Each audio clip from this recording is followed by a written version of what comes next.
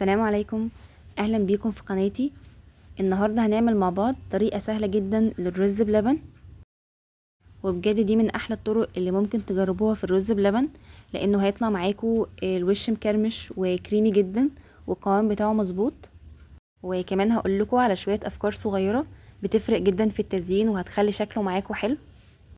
والطريقه اللي هنعمله بيه النهارده سهله جدا وبسيطه، ولو لسه اول مره تجربوه فهيطلع معاكم مظبوط وناجح من اول مره. وبجد طعمه كان حلو جدا وريحته كمان كانت حلوة قوي.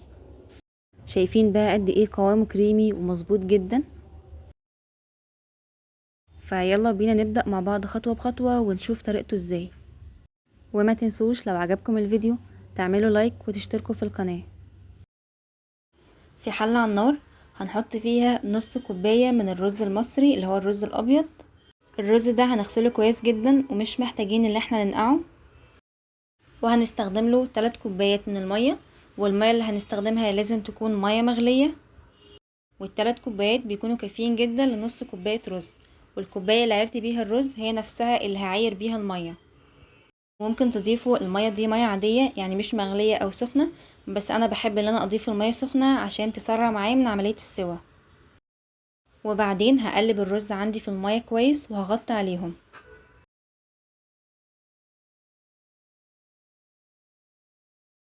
هسيبهم لعند ما الرز يستوي ويتشرب المية. واول لما الرز يستوي ويتشرب المية بالشكل اللي انتوا شايفينه ده، بس اهم حاجة ان احنا بنسويه على نار هادية عشان ما يفرش ويبهدل الدنيا معانا. وهنسيبه على نار هادية من 10 دقايق ل15 دقيقة ومش اكتر من كده، هتلاقوه جاهز معاكم.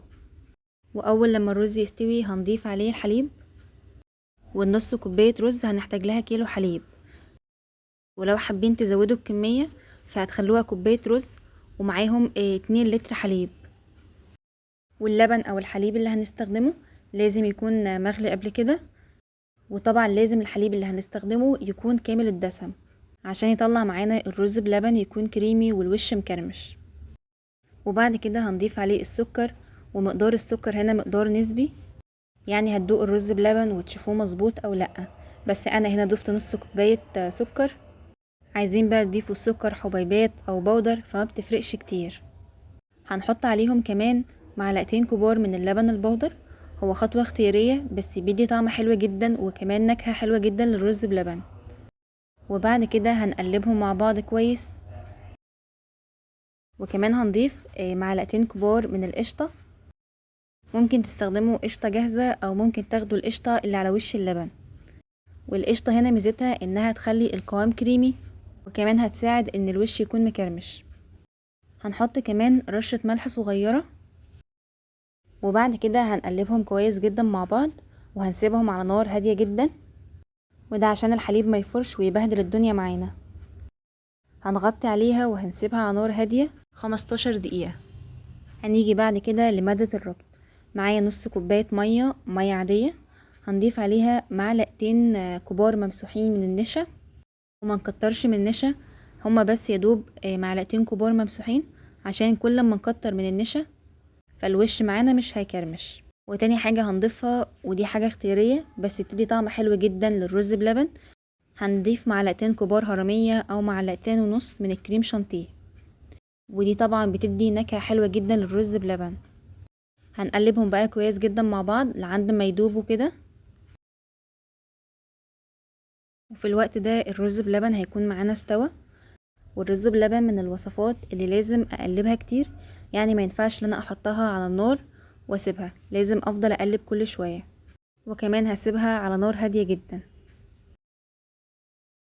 بعد كده هضيف عليها النشا والكريم شانتيه، وهقلبها بقى بسرعة جدا عشان النشا ما يتكتلش معانا.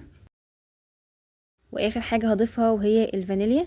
هضيف رشة صغيرة او ربع معلقة صغيرة من الفانيليا، ودي هتدي ريحة حلوة جدا للرز بلبن، وكمان لو في اي زفارة ريحة زفارة من اللبن بتشيلها.